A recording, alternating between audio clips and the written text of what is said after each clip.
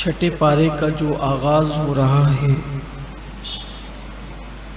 وہ معاشرے کی ایک بڑی قبیح اور بدترین برائی بیان کرتے ہوئے ہو رہا ہے۔ اس دور کے معاشرے میں بھی یہ بات تھی، لیکن اس دور میں یہ عادت منافقین میں تھی، اور کم نصیبی یہ ہے کہ آج یہ عادت کلمہ پڑھنے والوں میں پائی جا رہی ہے۔ بری عادت وہ یہ ہے کہ اللہ پاک فرماتا ہے کہ اللہ پسند نہیں کرتا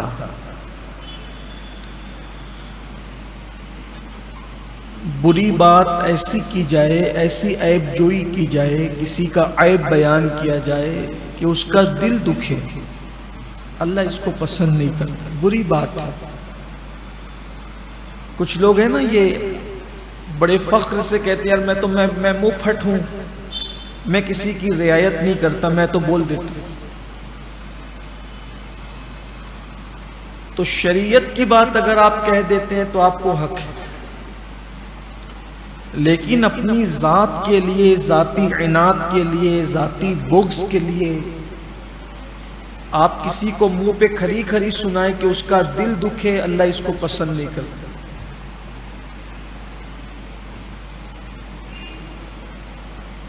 کسی کا بھی عیب نہ اس کے پیٹھ کے پیچھے بیان کرو، یہ غیبت ہے، اور نہ اس کے منہ پر بیان کرو، اس سے اس کا دل دکھے گا، اللہ اس کو پسند نہیں کرتا۔ اور اللہ کے نزدیک سب سے بڑا جو گناہ ہے وہ کسی مسلمان کے دل کو تکلیف پہنچانا۔ مت پہنچاؤ۔ ہاں، آگے قرآن وضاحت کر رہا ہے کہ اگر تم پر کسی نے ظلم کیا ہو تو پھر اس کے ظلم کو بیان کر دو کہ بھئی اس نے مجھے تکلیف پہنچائی، ظلم کیا، لیکن اتنا بیان اجازت تو دے دی کہ اگر کوئی تم پہ ظلم کرتا ہے، زیادتی کرتا ہے تو اس کو بیان کر دینا چاہیے لوگوں کے درمیان۔ کر سکتے ہو کہ اس نے غلط کیا، جیسے چوری کر دی، میری فلاں چیز چھین لی، میری عزت پہ حملہ کیا، وغیرہ وغیرہ، جو بھی ہے کر سکتے ہو۔ لیکن پھر کہتا ہے آگے اور بڑھ کر قرآن، اگر نہ کہو تو یہ زیادہ بہتر ہے، چھپا دو، ظالم کے بھی عیب چھپا دو۔ اور پھر آگے کیا خوبصورت، کیا انداز بیان ہے قرآن مقدس کا، فرمایا اللہ قدرت والا ہونے کے باوجود درگزر کرتا ہے، بندو تم بھی درگزر کر دیا کر۔ اسی لیے آپ دیکھیے حضور اکرم صلی اللہ علیہ وآلہ وسلم کی زندگی میں دیکھیں، صحابہ کی زندگی میں دیکھیں، اولیاء اللہ کی زندگی میں دیکھیں، آپ درگزر دیکھیں۔ لوگوں کو مسواک کرنے کی سنت یاد ہے، اللہ کا شکر ہے، یاد رہنا بھی چاہیے۔ یاد کھانے سے پہلے نمک چکھنے کی سنت بھی یاد ہے، امامہ بھی ایک حد تک لوگ پہن رہے ہیں، کرتے پاجامے بھی پہن رہے ہیں، لیکن ان ساری سنتوں سے جو بڑی سنت ہے کہ جو تم پر زیادتی کرے، تکلیف پہنچائے، تم اس کو معاف کیا کرو، درگزر کیا کرو۔ بہت بڑی بات ہے، یہ اہل دل کا کام ہے، اہل استقامت کا کام ہے۔ آپ نہیں دیکھتے کہ اللہ کے رسول صلی اللہ علیہ وآلہ وسلم پر جنہوں نے ظلم کیا، حتیٰ کہ حضور اکرم صلی اللہ علیہ وآلہ وسلم کو مکہ چھوڑنا پڑا، لیکن جب 10,000 کا لشکر لے کر اللہ کے رسول علیہ السلام مکے میں داخل ہوئے ہیں، فاتح کی حیثیت سے کوئی روک نہیں سکتا تھا حضور علیہ السلام کو، طاقت اتنی ہو چکی تھی۔ جب گئے تھے تو صرف ایک کو ساتھ لے کر گئے تھے، مکے سے نکلے ہیں ایک ذات ہے سیدنا صدیق اکبر کی، اور جب واپس لوٹے ہیں تو 10,000 صحابہ کا لشکر جرار ہے، پوری شان کے ساتھ آ رہے ہیں، کوئی نہیں روک سکتا۔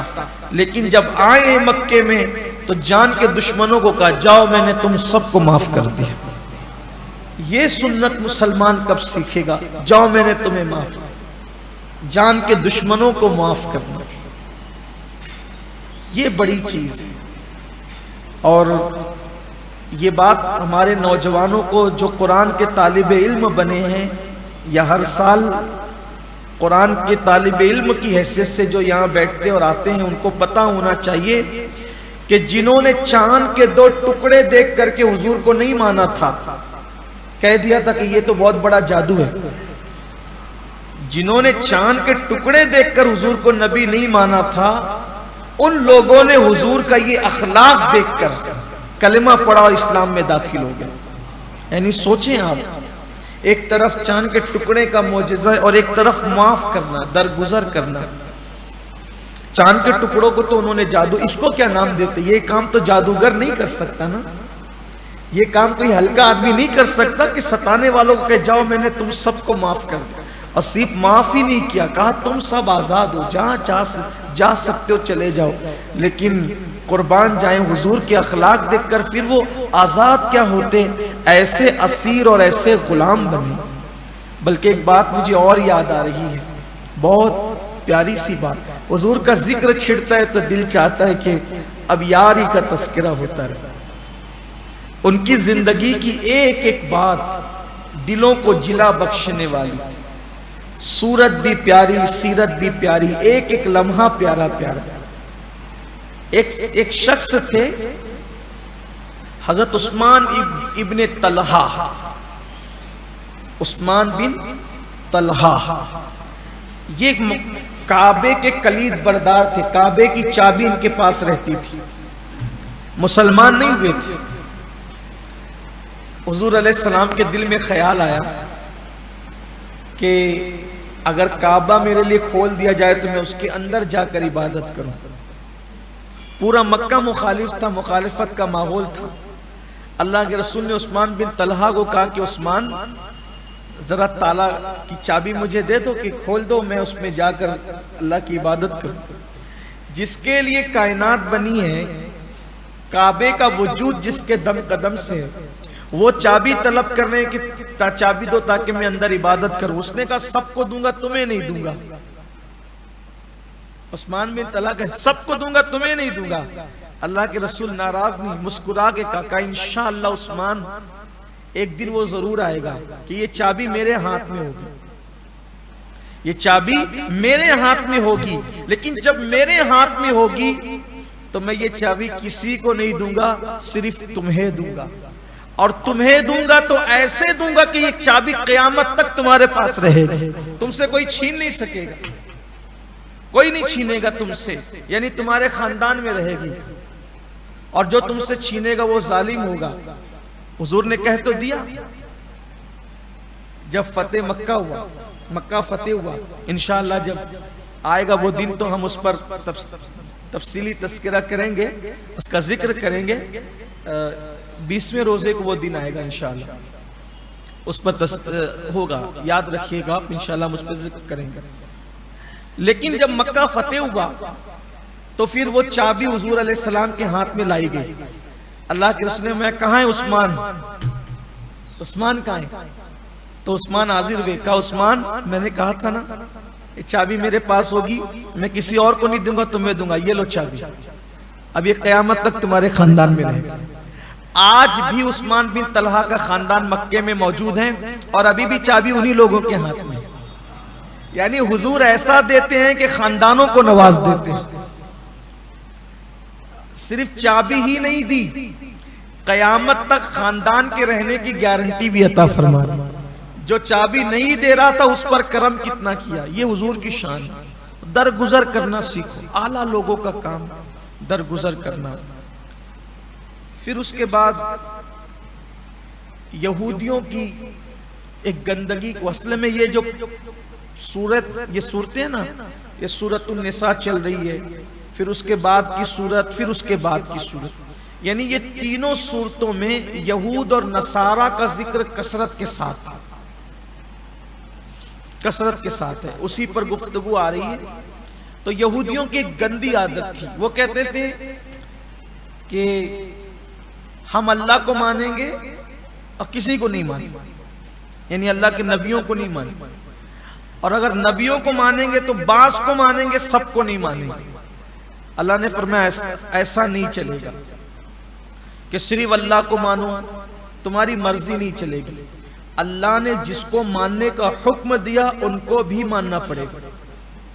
اللہ اور اس کے رسولوں میں فرق مت کرو، کیونکہ یہ رسولوں کی ذوات اللہ نہیں ہے، الہ نہیں ہے، خدا نہیں ہے، لیکن یہ خدا سے جدا بھی نہیں ہے نا، یہ اللہ کے مقبول بندے ہیں۔ تم ان میں اور اللہ میں فرق، اللہ فرماتا ہے تم فرق کرتے ہو ایمان لانے میں، اس میں پکے کافر ہو، پکے۔ اللہ نے قرآن میں کہا پکے کافر ہو۔ اللہ کو ماننے کے ساتھ اس کے رسولوں کو بھی ماننا ہوگا، اور ایسے نہیں کہ بعض کو مانو جیسے یہودیوں نے کیا کہ انہوں نے موسیٰ علیہ السلام تک مانا، عیسیٰ علیہ السلام کو نہیں مانا۔ عیسائیوں نے کیا، عیسیٰ علیہ السلام کو مانا، ہمارے حضور کو نہیں مانا۔ کسی ایک نبی کا بھی انکار، ایک نبی کا بھی انکار مسلمان نہیں رہنے دیتا۔ کسی ایک نبی کو بھی کبھی انکار کرو گے تو مسلمان نہیں رہو گے، سب نبیوں کو ماننا پڑے گا۔ سب نبیوں کے نام ہمیں پتہ نہیں ہے، پھر بھی ہم ایمان لاتے ہیں، ایمان لاتے ہیں کہ جتنے انبیاء و رسول اللہ نے بھیجے ہم سب پہ ایمان لائے، جن کے نام ہمیں پتہ ہے ان پر بھی، جن کے نام نہیں پتہ۔ اسی لیے ہم انبیاء کرام کی تعداد حتمی طور پہ کبھی بیان نہیں کرتے۔ ہم کبھی یہ نہیں کہتے کہ 1,24,000 انبیاء ہوں گے، صرف نہیں، کبھی نہیں۔ اگر ایک آدھ زیادہ ہوا تو ایک نبی اور تو وہ چھوٹ نہ جائے نا، تو ہم کیا کہتے ہیں؟ کم و بیش، کم زیادہ 1,24,000 انبیاء کرام۔ اصل تعداد اللہ کو معلوم ہے، اور اللہ کی عطا سے اس کے محبوب اور مقبول بندوں کو پتہ ہے۔ اسی لیے ہم یہ نہیں کہتے اتنے ہی ہیں، نہیں، چند کے نام قرآن میں آئے ہیں، اس کے علاوہ تو نام بھی لوگوں کو نہیں پتہ۔ چند کے نام قرآن میں آئے ہیں، چند کے نام احادیث میں آئے ہیں، باقی کے تو نام نہ قرآن میں نہ حدیث میں، لیکن ہے نبی۔ بلکہ ہمارے ہندوستان میں خود انبیاء کرام کے مزارات ہیں۔ بعض تو کچھ لوگوں نے ایسے مشہور کر دیا، لیکن بعض تو سند کے ساتھ ہیں۔ جیسے پنجاب میں آپ جائیں، سرہند شریف، حضرت مجدد الفسانی شیخ احمد سرہندی کا مزار ہے، اس کے قریب میں جو انبیاء کرام کے مزارات ہیں وہ بالکل سند کے ساتھ ہیں، اس لیے کہ اس کی نشاندہی خود حضرت مجدد الفسانی نے فرمائی۔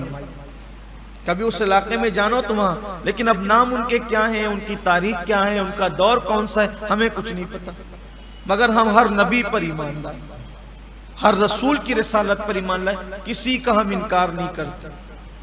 حضرت موسیٰ علیہ السلام بظاہر یہودی ان کو اپنا نبی مانتے ہیں اور وہ یہودیوں کے نبی کہلاتے ہیں، لیکن واللہ حضرت موسیٰ علیہ السلام کو جتنا یہودی مانتے ہیں ان سے زیادہ ہم مانتے ہیں۔ بظاہر عیسیٰ علیہ السلام عیسائیوں کے نبی کہلاتے ہیں، لیکن ہم عیسائیوں سے زیادہ عیسیٰ علیہ السلام کو مانتے ہیں، کیونکہ اللہ نے قرآن میں ان کی تعریف فرمائی۔ ان کی ماں کو اللہ نے قرآن میں صدیقہ کہا، اور جیسے حضور علیہ السلام کی ادنا توہین کرنے والا کافر ہو جاتا ہے، ویسے عیسیٰ علیہ السلام ہو، موسیٰ علیہ السلام ہو، کوئی نبی ہو، ان کی ادنا سے کوئی توہین کرے وہ بھی کافر ہو جائے گا۔ کسی نبی کی توہین کی اجازت نہیں۔ اگر کوئی موسیٰ علیہ السلام کے عصا کی بھی توہین کرے، ہمارے بزرگوں نے لکھا، وہ بھی کافر ہو جاتا ہے۔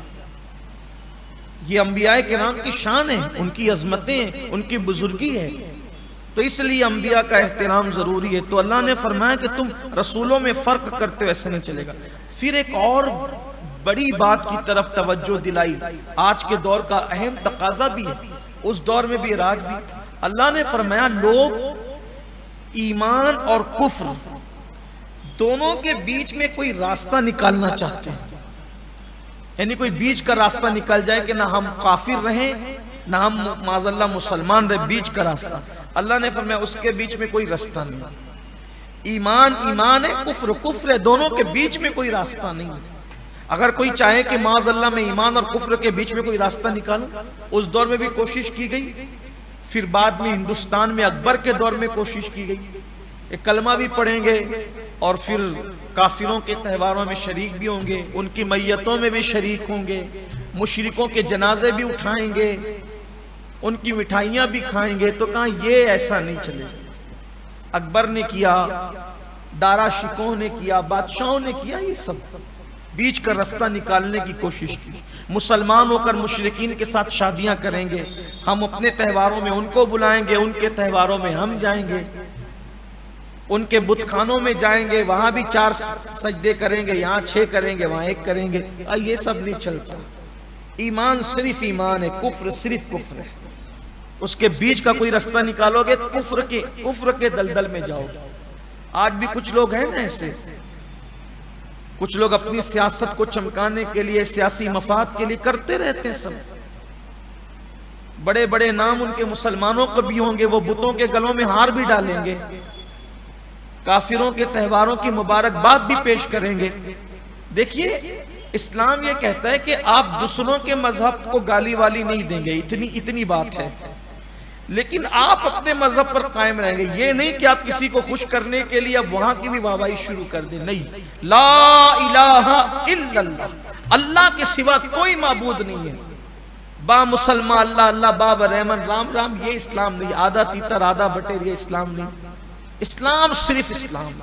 آپ اپنے مذہب پہ رہو، کسی کو گالی مت دو، آپ کسی کو گالی مت دو. اسلام یہ کہتے مت دو کسی کو گالی، لیکن اسلام کی حقانیت پر آپ کا ایمان ہونا چاہیے، اور یہ بھی ہونا چاہیے کہ ان الدین عند اللہ الاسلام، اللہ کے نزدیک دین صرف اسلام ہے. بس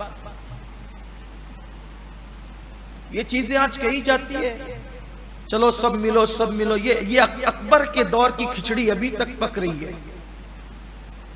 اور نہ اس کے دور میں بربل کھچڑی بنا سکا، نہ ان کی کھچڑی ابھی تک بن رہی ہے. نہیں بنے گی. یہ اسلام اسلام ہے، کفر کفر ہے، دونوں کے بیچ میں کوئی راستہ نہیں.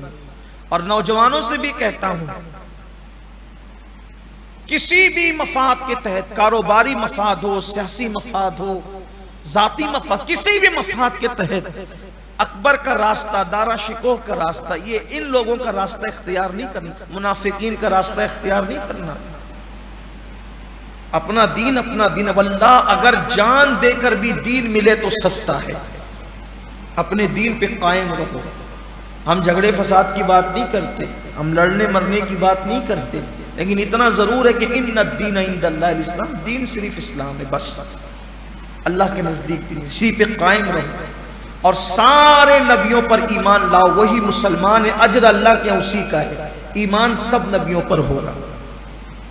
پھر اس کے بعد اللہ تبارک و تعالیٰ نے یہودیوں کے ایک اور اس معاملے کو بیان فرمایا. کعب بن اشرف ایک یہودی تھا. کعب بن اشرف ایک یہودی تھا. وہ چند یہودیوں کو حضور کے پاس لے کر کے آیا اور کہنے لگا کہ جیسے توریت تختیوں کے ساتھ آسمان سے اتری، ویسے لکھا ہوا قرآن آپ بھی اتار دیں تو ہم ایمان لے آئیں گے. اللہ نے فرمایا محبوب ایمان لانے والے نہیں، تو یہ کٹ حجت لوگ ایسے حجت ہی کرتے رہیں گے. حضرت موسیٰ علیہ السلام پر تو ہم نے توریت اتاری تھی نا، تختیوں کے ساتھ اتاری تھی، تو یہ اس پر ایک بات اور بول پڑے تھے. یہ کہتے ہیں قرآن لکھا ہوا ہے گا تو ہم ایمان لے آئیں گے، لیکن وہاں تو توریت لکھی ہوئی آئی تھی نا. تو انہوں نے پھر کیا کہا تھا؟ انہی کے باپ دادا تھے یہ جو آج آئے ہیں آپ کے پاس، انہی کے باپ دادا تھے. کیا کہا تھا؟ کلام تو آ گیا نا، کتاب تو آ گئی اللہ کی، اب اللہ کو دکھا دیں.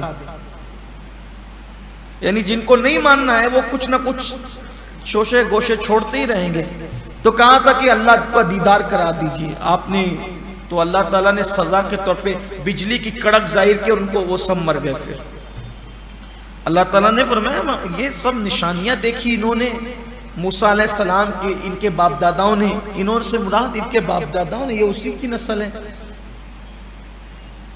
لکڑی کو اژدہا بنتے دیکھا، موسیٰ علیہ السلام کے ہاتھ کو، ید بیضا کو چمکتے دیکھا، اس کے بعد دریا میں رستے بنتے دیکھا، ساری نشانیاں دیکھی. اس کے بعد بھی یہ بچڑے کے پجاری ہو گئے.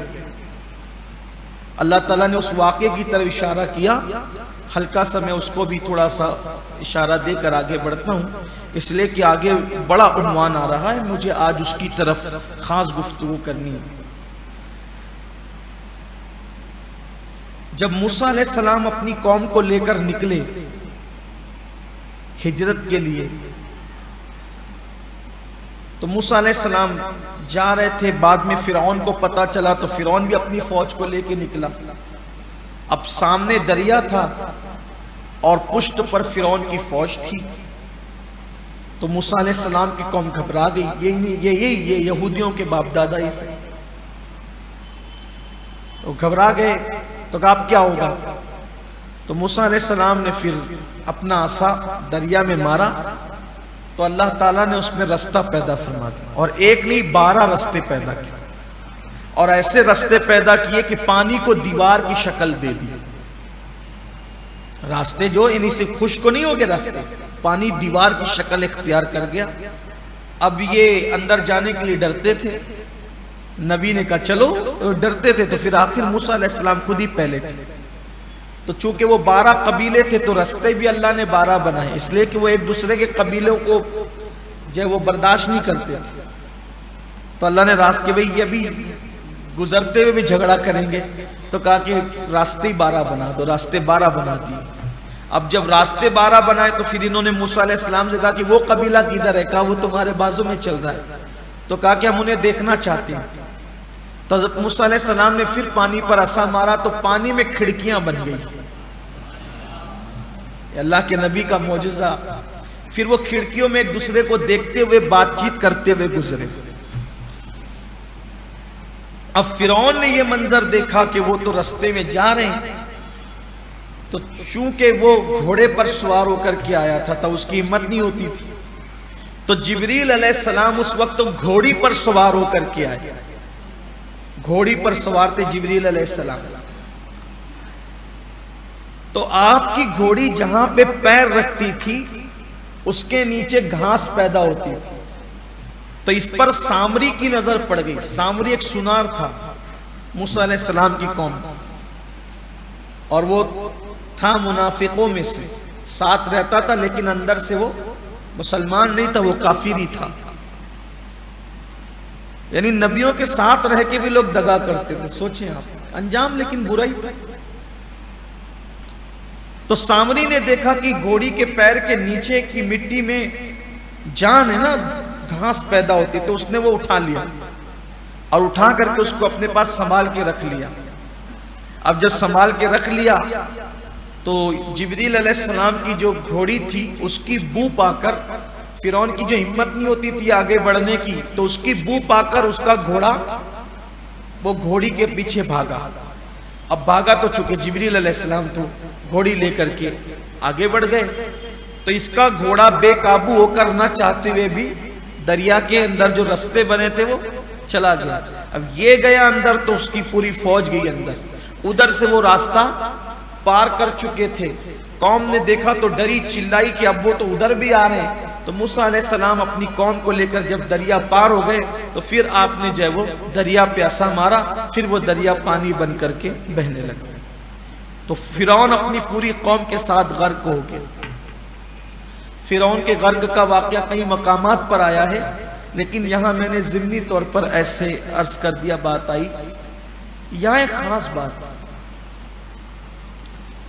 فرعون پر عذاب اس کے گھر کے اندر نہیں آیا، باہر آیا. اور دوسری چیز یہ کہ فرعون پہ عذاب جلدی نہیں آیا، بہت دیر سے آیا. وجہ یہ تھی کہ فرعون کی ساری خرابیوں کے باوجود بھی اس کی ایک خوبی تھی. کافروں میں ایسا ہوتا ہے نا، بہت سی خرابی ہوتی ہے، کوئی نہ کوئی خوبی ہوتی ہے. تو اس میں خوبی تھی کہ وہ بھوکوں کو کھانا کھلاتا. جب تک وہ بھوکوں کو کھانا کھلاتا رہا اس سے عذاب ٹلتا رہا. جب اس نے بھوکوں کو کھانا کھلانا چھوڑ دیا پھر وہ عذاب میں گرفتار ہوا. یعنی سوچے کہ کتنا بڑا مجرم کہ خدا ہونے کا دعویٰ کرتا ہے، اس کے باوجود بھی اس سے عذاب اس لیے ٹلا رہا کہ وہ بھوکوں کو کھانا کھلاتا ہے. یعنی اللہ کے نزدیک بھوکوں کو کھانا کھلانے کی اہمیت کتنی. اللہ توفیق دے تو بڑا عظیم مہینہ ہے. 1-2 روزے داروں کو آپ بھی افطار کرا دیا. کچھ بھوکوں کو کبھی کبھی کھانا، یا ہو سکے تو اپنے اوپر لازم کر لے کہ جمعہ کے دن 1-2 لوگوں کو کھانا کھلا دیا. بڑی فضیلت آئی ہے، بہت فضیلت. اللہ کو ایمان کے بعد سب سے زیادہ کوئی نیکی پسند ہے تو بھوکوں کو کھانا کھلانا. بہرحال عنوان جو وہ دوسرا نہ ہو جائے. تو سامری نے یہ کیا کہ وہ مٹی اٹھا لی. اسی کے لیے میں نے یہ گفتگو آپ کے سامنے کی. اب جب راستہ پار ہو گئے، وہ چلے گئے ادھر، تو قوم نے کہا موسیٰ علیہ السلام سے کہ بن دیکھے ہم اللہ کی عبادت کرتے ہیں، تو آپ ہمارے لیے کوئی خدا بنا دیں تاکہ ہم دیکھ کے عبادت کریں. حضرت موسیٰ علیہ السلام نے ڈانٹا تمہیں شرم نہیں آتی؟ کیا انسان بھی کوئی خدا بنا سکتا ہے؟ ارے جس کو بنایا جاتا ہے وہ خدا تھوڑی ہوتا ہے. خدا مخلوق کو پیدا کرتا ہے نا، مخلوق تھوڑی خدا بناتی ہے. آپ نے ان پہ ناراض ہوئے، ڈانٹا. تو یہ ان کی نفسیات کو سامری نے سمجھ لیا. اور جب سامری نے سمجھ لیا تو موسیٰ علیہ السلام طور پر گئے تھے، 1 مہینے کا کہہ کر لگ گئے آپ کو 40 دن. ادھر ان کی غیر موجودگی کا فائدہ اٹھا کر کے سارے زیورات کو پگھلا کر کے سامری نے بچڑا بنا دیا. اور بچڑا بنا کر کے وہی مٹی جو جبریل علیہ السلام کی گھوڑی کے پیر کے نیچے کی اس نے اٹھائی تھی وہ اس کے منہ میں ڈال دی. تو اس کا اثر یہ ہوا کہ وہ پیتل کا بچڑا اچھلنے کودنے لگا، آواز نکالنے لگا اس مٹی کی وجہ سے. قوم نے کہا یہ تو پیتل کا ہے لیکن چلتا پھرتا ہے. اسی کو اس کے آگے ہاتھ جوڑ دی، اس کی عبادت شروع کر دی. اللہ نے اسی کا ذکر یہاں فرمایا کہ تم کو تو سب نشانیاں ہم نے دکھائی تھی، اس کے باوجود تم نے بچڑے کی پوجا کی، بچڑے کی عبادت کی تم نے. پھر اللہ نے فرمایا اس کے بدلے میں پھر تمہیں قتل کیا گیا، یعنی تمہارے باپ داداؤں. اس کی سزا یہ ہوئی کہ انہیں قتل کیا گیا، بلکہ بچڑا جلا دیا گیا، اس کو پانی میں بہا دیا گیا. تو ان کو بچڑے سے اتنا پیار ہو گیا تھا، اس کی راکھ جس پانی میں بائی انہوں نے وہ پانی پی لیا.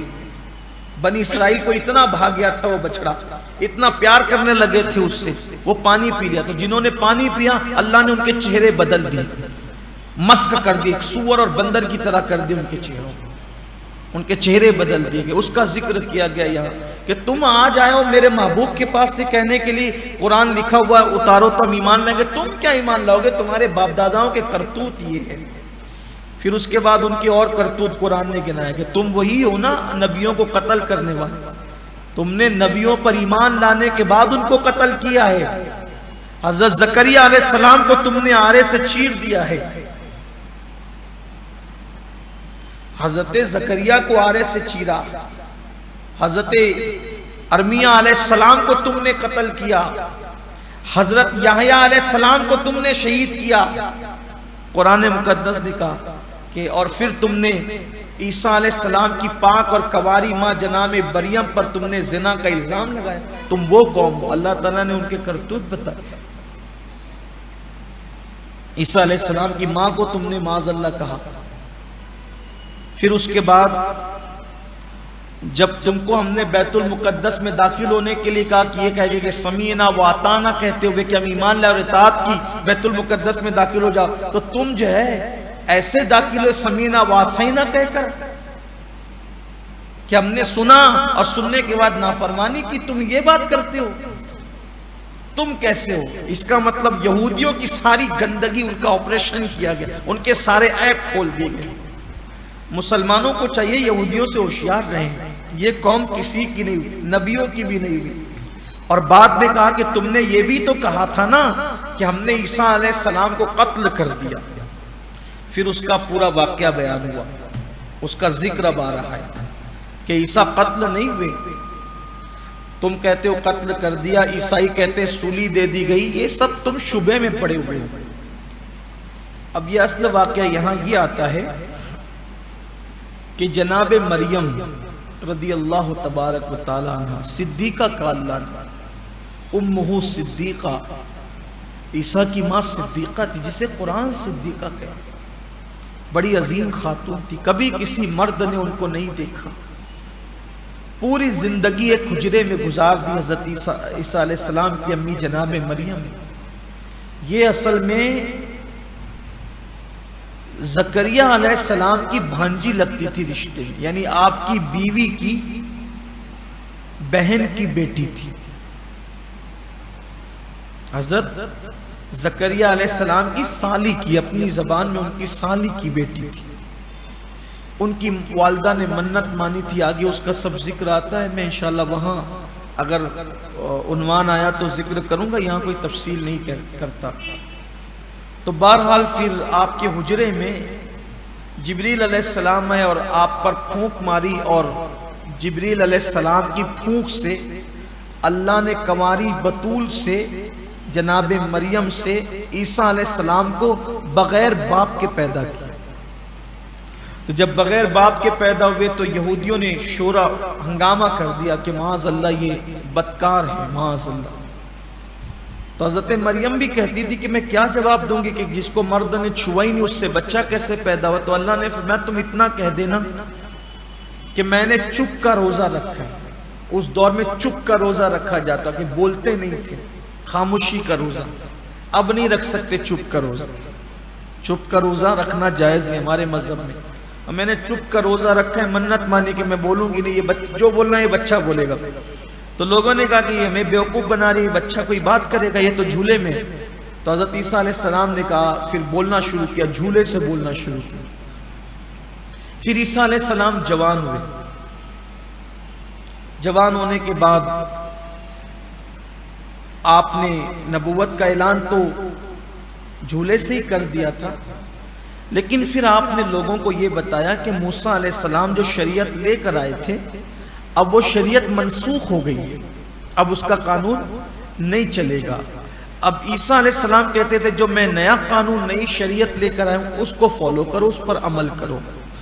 تو یہودی آپ کے پیچھے پڑ گئے اور بادشاہ کے دربار میں آپ کے خلاف مقدمہ دائر کیا، اور بادشاہ کو یہ پریشر کرتے تھے، مجبور کرتے تھے کہ آپ یہ فیصلہ کریں کہ عیسیٰ کو قتل کیا جائے۔ بادشاہ ہمت نہیں کرتا تھا، بادشاہ ہمت نہیں کرتا تھا۔ بالآخر یہ عیسائیوں ہی کی بیان کردہ اور یہودیوں ہی کی بیان کردہ روایات میں سے ہے۔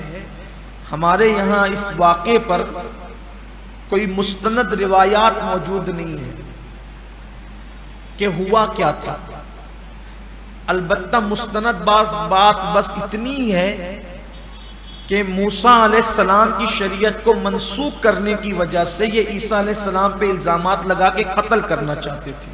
باقی جو واقعات کی تفصیل ملتی ہے سب ان کی کتابوں میں۔ وہ یہ بھی ہے کہ اس نے ہاتھ دھل کر کے کہا کہ میں پانی منگا کے ہاتھ دھلا اور کہا کہ میں عیسیٰ کا خون اپنے سر پہ نہیں لینا چاہتا۔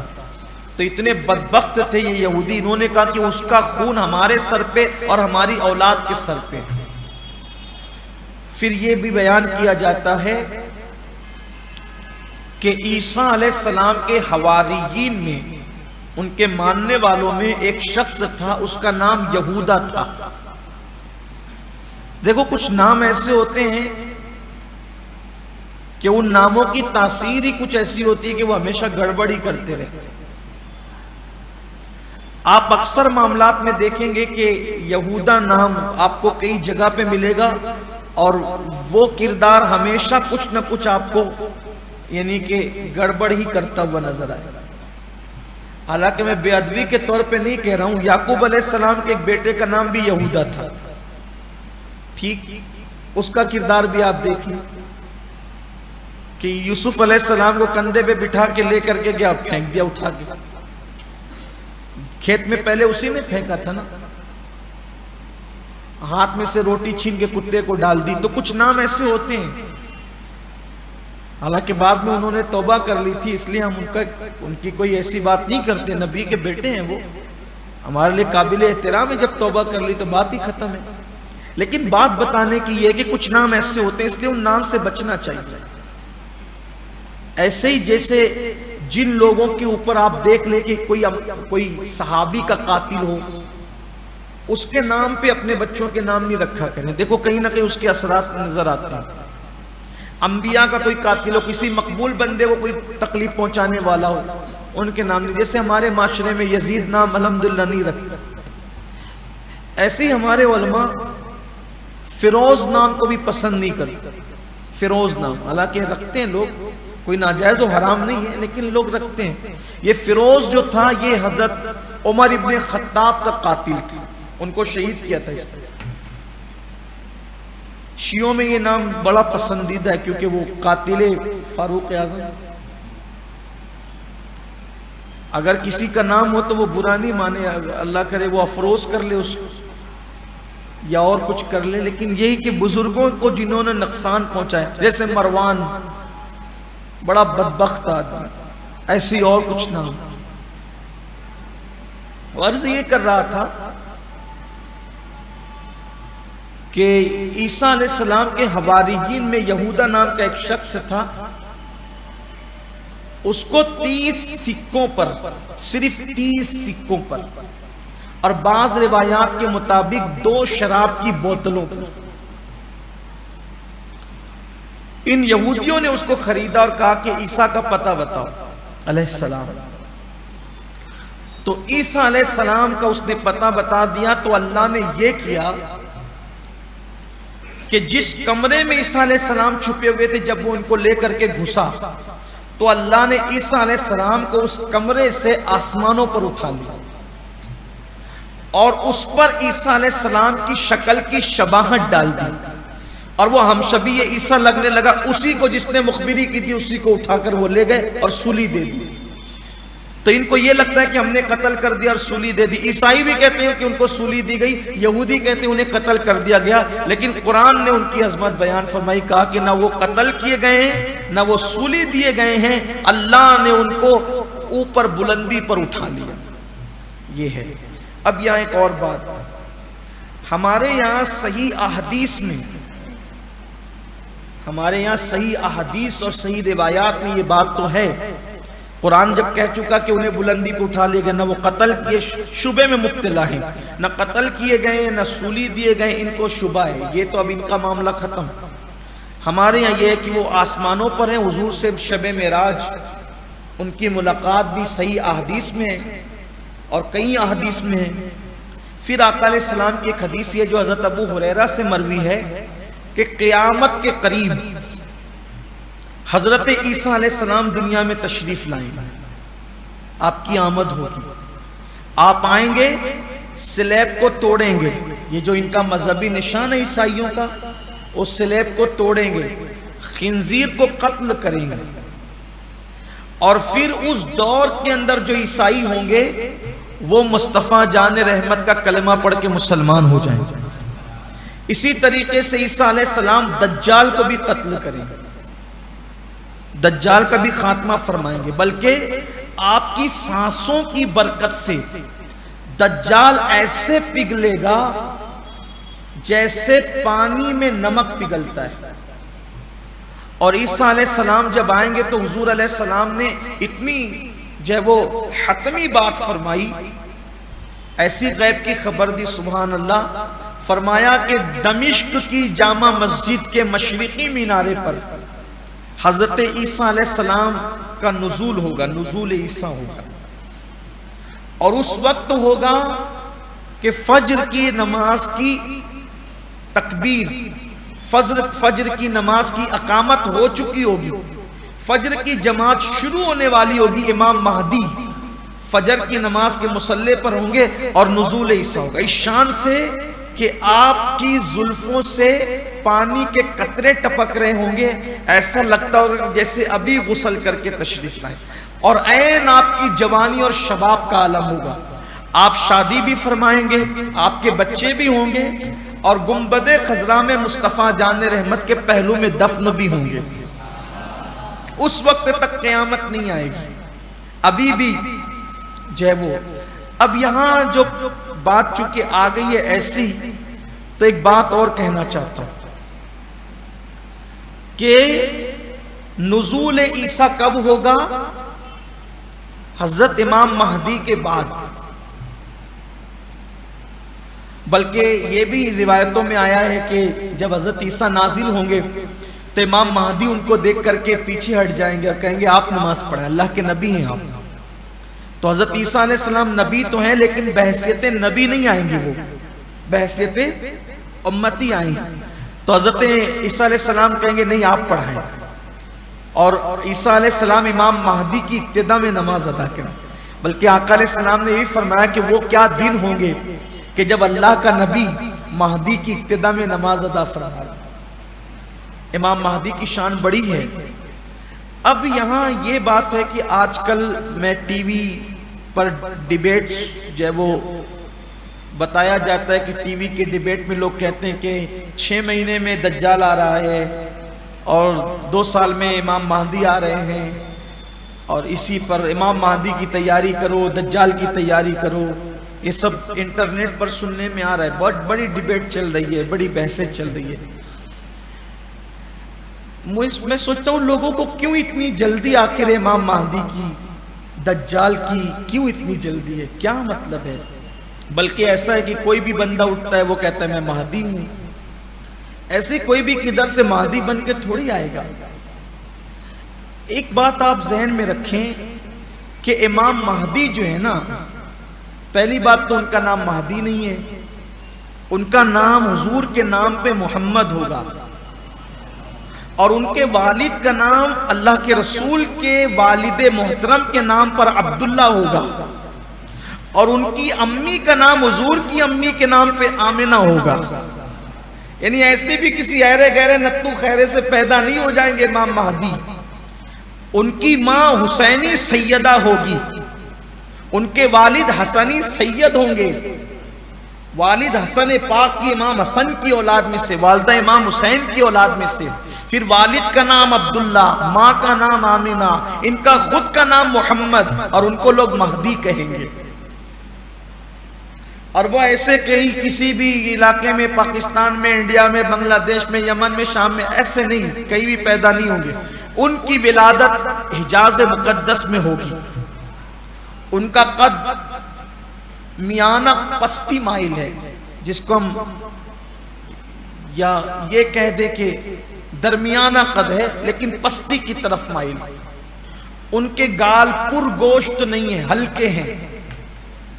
ان کے رخسار پر تل ہوگا، پیشانی انتہائی چمکدار ہوگی، اور شہرت سے پہلے وہ ایک عام انسان کی حیثیت سے زندگی گزاریں گے. ان کو کوئی پہچانے گا نہیں. کل ان کے ہاتھ پہ لوگ بیعت کریں گے تو راتوں رات اللہ ان کے سینے میں علوم کو منتقل فرما دے گا. راتوں رات ان کی زندگی بدل جائے گی. یعنی وہ پوری زندگی ظاہر ہونے سے پہلے ایک عام انسان کی حیثیت سے گزاریں گے. اچانک رات ہی میں ان کی زندگی بدل جائے گی. علوم و معارف کے خزانے ان کے سینے میں انڈیل دیے جائیں گے، اور پھر وہ مدینہ منورہ سے ہجرت کر کے مکہ مکرمہ تشریف لائیں گے. اور پھر لوگ کعبے کا طواف کرتے ہوئے دعا کریں گے کہ اللہ بہت پریشان ہو گئے، پوری دنیا سے اسلام سمٹ گیا اور سب لوگ مکہ المکرمہ میں آ گئے ہیں. اب ہمارے لیے کوئی بھیج تاکہ ہم اس کی اتباع کریں، اس کی پیروی کریں، اس کے پیچھے چلیں. تو غیب سے آواز آئے گی یہ مہدی ہے، اس کی بیعت کرو، اس کی اتباع کرو، اس کی پیروی کرو. تو مقام ابراہیم کے پاس حضرت امام مہدی کی بیعت کی جائے. اب یہ کہ 7 مہینے میں دجال آ رہا ہے. ابھی میں نے ایک ہی جو ہے وہ سنا بھی، کل ہی بلکہ سنا، کل ہی ایک بزرگ کو کہتے ہوئے سنا کہ 7 مہینے میں جو ہے وہ دجال آئے گا. دجال امام مہدی سے پہلے نہیں آئے گا. ایک ترتیب ہے، پہلے امام مہدی آئیں گے، پھر دجال آئے گا، پھر اس کے بعد عیسیٰ علیہ السلام آئیں گے. اور عیسیٰ علیہ السلام کے آنے کے بعد قیامت بالکل قریب سر پہ ہوگی. اب امام مہدی کو بلانے کی کیا جلدی ہے؟ کیونکہ امام مہدی کب آئیں گے؟ کوئی کہہ رہا ہے 5 سال میں. تیاری کرو، تقریریں ہو رہی، تیاری کرو امام مہدی آنے والے. ارے کیا تیاری کرے، امام مہدی اتنی جلدی؟ امام مہدی کی آمد کی سب سے بڑی نشانی جو ہے وہ یہ ہے کہ پوری دنیا سے اسلامی حکومتوں کا خاتمہ ہو جائے گا. پہلے پوری دنیا سے تمام اسلامی حکومتیں ختم ہوگی، اس کے بعد آمد مہدی ہوگی. نام نہاد ہی صحیح، لیکن اسلامی حکومتیں ابھی قائم تو ہے. اور پوری دنیا میں کئی ملک ہے، درجنوں ملک ہے جو اسلام کے نام پر ہے. اور ابھی ہمیں تو اللہ کی ذات سے امید ہے کہ ابھی کہیں ابھر رہے ہیں، ابھرنے والے ہیں، کئی نظام نافذ ہونے والا انشاءاللہ. ابھی آئندہ بڑا خوشگوار ماحول کی امید نظر آتی ہے. اللہ کرے جیسا ہمارے ذہن میں بات آ رہی ہے، ہمارے بزرگ جو اشارے کر رہے ہیں وہ ہے. کچھ لوگ یہ بھی ویڈیو بنا کے ڈالتے ہیں کہ کسی یہودی عالم نے ان کے کہہ دیا کہ میں دجال سے رابطے میں ہوں. تو یہودیوں کی باتیں اتنی معتبر ہو گئی کہ دجال سے رابطے میں تو آپ نے مان لیا. ہم مسلمان ڈیبیٹ کر رہے ہیں. مجھے ہمارے وہ عبدالرحیم سر نے بھی بھیجا تھا کہ ایک یہودی، وہ کوئی مسلمان کہہ رہا کہ اس نے کہا میں دجال سے رابطے میں، یہودی اتنے جھوٹی قوم، قرآن ان کے جھوٹ کو بیان کر رہا ہے، اور مسلمان کہہ رہے ہیں کہ اس نے کہہ دیا رابطے میں، تو رابطے میں اللہ کے بندوں کچھ تو خیال کرو، احادیث کی طرف آؤ، قرآن کی طرف آؤ، ذہن رکھو، پوری تمام دنیا سے اسلامی حکومتوں کا خاتمہ ہو جائے گا، اس کے بعد میں مسلمانوں کا جینا دوبھر ہو جائے گا، ایسی بڑی بڑی جنگیں ہوگی، سرخ آندھیوں میں دنیا تبدیل ہو جائے گی، سرخ آندھیاں اٹھے گی۔ سرخ آندھیوں سے مراد بعض مفسرین محدثین اس طرف بھی گئے شرح کرتے ہوئے کہ خون سے رنگین ہوگی وہ آندھیاں، یعنی اتنا خون بہہ جائے گا، بڑی تباہی مچے گی، اور تباہی مچنے کے بعد یہ ہوگا مسلمان سمٹ جائیں گے، مسلمان سمٹ جائیں گے، بلکہ یہاں تک فرمایا ایسے اسلام سمٹے گا ایسے جیسے سانپ سمٹ کر کے اپنے بل میں آ کر کے بیٹھ جاتا ہے، ایسے اسلام حجاز کے اندر سمٹ جائے گا۔ جتنے جو ہے وہ لوگ مومنین مسلمان ہوں گے وہ ہجرت کریں گے ادھر حضرت امام مہدی کے انتظار میں، اور اس کے بعد پھر امام مہدی تشریف لائیں گے، آپ کی آمد ہوگی، پھر لوگ آپ کے ہاتھ پہ بیعت کریں گے، اور بیعت کرنے کے بعد پھر اسلام کی حقانیت لوگوں پر روز روشن کی طرح عیاں ہوگی، پھر لوگ اسلام قبول کریں گے، پھر اسلام کو اللہ تعالیٰ غلبہ عطا فرمائے گا۔ بیان کیا جاتا ہے کہ شان یہ ہوگی پھر کہ ایک انار اتنا بڑا ہوگا امام مہدی کی آمد پر کہ وہ پورے خاندان کے لیے کافی ہوگا، ایک بکری یا ایک اونٹنی کے دودھ میں اتنی برکت ہوگی کہ پورے خاندان کے لیے کافی ہوگا، یہ بڑی برکت ہے، پھر بہت اس کی تفصیلات ہیں، اگر دیکھنا چاہیں تو اہل سنت کی کتب میں بہت تفصیل سے موجود ہیں۔ پھر امام مہدی کی آمد کے بعد دجال کا خروج ہوگا، دجال نکلے گا اصفہان سے، اصفہان ایران کے اندر ہے، اس کو اصفہان بھی لوگ کہتے ہیں، اصفہان سے دجال نکلے گا، دجال نکلے گا تو اس کی ایک ہی آنکھ ہوگی، اور دجال کی خصوصیت یہ ہے کہ ایک آنکھ اس کی ہوگی اور اس کی پیشانی پر کاف فا را یعنی کافر لکھا ہوگا، جو اہل ایمان کو پڑھنے میں آ جائے گا دوسرے لوگ نہیں پڑھ سکیں گے تو پہچان نہیں یہ دجال ہے۔ انٹرنیٹ پہ ایسی ویڈیو پڑی ہوئی ہے، ایک بچہ یہ دجال پیدا ہو گیا، دجال پیدا ہو گیا، یہ بھی ہے، یہ سب باتوں میں تو یہ کہتا ہوں دین پہ چل، جو اپنے پہ فرض واجب ہے اس پہ عمل کرو، یہ سب چکر میں کیا پڑے ہو، دجال کب آئے گا کب آئے گا تو تمہارا کیا بھلا ہوگا۔ دجال کا فتنہ ایسا ہے کہ اللہ کے رسول علیہ السلام صحابہ سے کہتے تھے سب سے سخت ترین فتنہ دجال کا ہوگا، اور دجال کے فتنے سے وہی محفوظ رہے گا جس کو اللہ بچائے۔ اور صحابہ نے کہا تھا حضور ہم کیا جتن کریں، تو آقا علیہ السلام نے فرمایا سورہ کہف کی تلاوت جو کرے گا وہ دجال کے فتنے سے محفوظ رہے گا، اس لیے کم سے کم ہر جمعہ کو ایک مرتبہ سورۃ الکہف کی تلاوت کر لینا چاہیے، اور اللہ سے دعا کرنا چاہیے کہ اللہ دجال کے فتنے سے محفوظ فرمائے۔ بہرحال پھر دجال آئے گا، وہ طوفان بپا کرے گا، وہ اللہ کی پناہ، حال یہ ہوگا کہ وہ مردوں کو زندہ کرنے کے شعبدے بتائے گا، ویرانے میں گھاس درخت پیدا کرنے کے، یہ سب شعبدے بازیاں ہوگی، جادو کا اثر ہوگا، شعبدے بازیاں ہوگی۔ لوگ بعض مومنین تو ایسے ہوں گے کہ کہیں گے چلو دجال کا فتنہ دیکھ کر، دجال کو دیکھ کے آتے کیسا ہے، ہم بگڑیں گے نہیں، صرف دیکھنے چلو، وہ دیکھنے جائیں گے اور اسی کے ہو جائیں گے۔ اس کا مطلب یہ کہ کہیں کوئی فتنہ اگر ہے تو دیکھنے بھی مت جاؤ، یہ اس سے ہمیں روشنی ملتی، دیکھنے فتنہ دیکھنے مت جاؤ فتنہ دیکھ، تو دجال کو لوگ دیکھنے جائیں گے اسی کے ہو جائیں گے۔ پھر بڑا طوفان کرے گا وہ، اور جب وہ دجال آ کر کے بڑا حیران پریشان کرے گا لوگوں کو، تو اس وقت اللہ تعالیٰ عیسیٰ علیہ السلام کو نازل فرمائے گا، عیسیٰ علیہ السلام تشریف لائیں گے، جب عیسیٰ علیہ السلام کی آمد ہوگی، اس کی سانسوں سے ان کی سانسوں سے دجال جو ہے وہ پگھلے گا، اور پھر بہت بڑی جنگ ہوگی، اور دجال اس میں بالآخر مارا جائے گا، اور جب دجال مارا جائے گا تو پھر پوری دنیا کے اندر اسلام ہوگا، اور لوگ بہت سکون کا سانس لیں گے۔ پھر اس کے بعد عیسیٰ علیہ السلام شادی بھی فرمائیں گے، اور روایتوں میں آتا ہے کہ 7 سال، بعض روایتوں میں 9 سال تک امام مہدی حکومت فرمائیں گے پوری دنیا پر۔ پوری کائنات میں ایک ہی مذہب ہوگا، مذہب اسلام، اور ایک ہی حکومت ہوگی، امام مہدی کی حکومت ہوگی۔ ہاں البتہ اتنا ضرور کہوں گا آپ کو کہ امام مہدی جب آئیں گے، ابھی تو اتنی جلدی نہیں آئیں گے جتنا لوگ مچا رہے ہیں، لیکن آپ سے اتنا ضرور کہتا ہوں، اپنی اولاد کی ایسی تربیت کرو، اپنی اولاد کی ایسی تربیت کرو، ان کو ایسا نیک بناؤ، ایسا دیندار بناؤ، ایسا پڑھاؤ لکھاؤ، اور ان سے کہو کہ وہ اپنی اولاد کی تربیت کرے، دیندار بنائے، نیک بنائے، کہ بیٹا اپنی اولاد کو نصیحت اور وصیت کرنا کہ جب امام مہدی آئیں گے، جب بھی آئیں گے تو تم ان کے دست و بازو بننا، ان کا ساتھ دینا۔ یہ چیز آپ کر سکتے ہو، لیکن یہ اسی وقت ہوگا جب پڑھاؤ گے لکھاؤ گے۔ اللہ کرے ایسا ہو تو امام مہدی کی زبان پہ ہمارا نام آ جائے کہ یار یہ فلاں کا بیٹا بڑا کام کا ہے، اس کے باپ دادوں میں وہ فلاں تھا، یہ تیاری کر گیا، تربیت دے گیا، تو اپنا بیڑا پار ہو جائے گا انشاءاللہ۔ اتنا کر سکتے ہیں، لیکن یہ کہ اتنی جلدی جو لوگ مچا رہے ہیں اتنی جلدی نہیں ہوگا، اور اس کے لیے کافی وقت ہے۔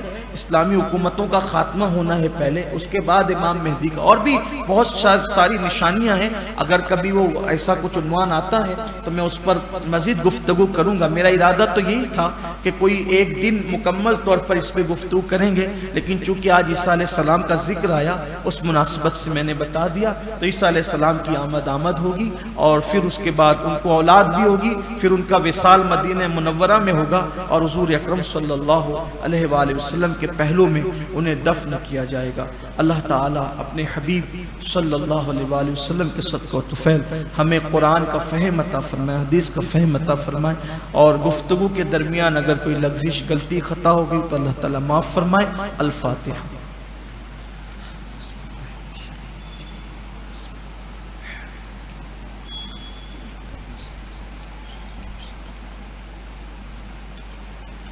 ان اللہ وملائکتہ یصلون علی النبی یا ایھا الذین آمنوا صلوا علیہ وسلموا تسلیما۔ اللہم صل علی سیدنا و مولانا محمد معدن الجود والکرم وآلہ الکرام اجمعین۔ صلاۃ و سلام علیک یا جد الحسن والحسین، وافوض امری الی اللہ، ان اللہ بصیر بالعباد۔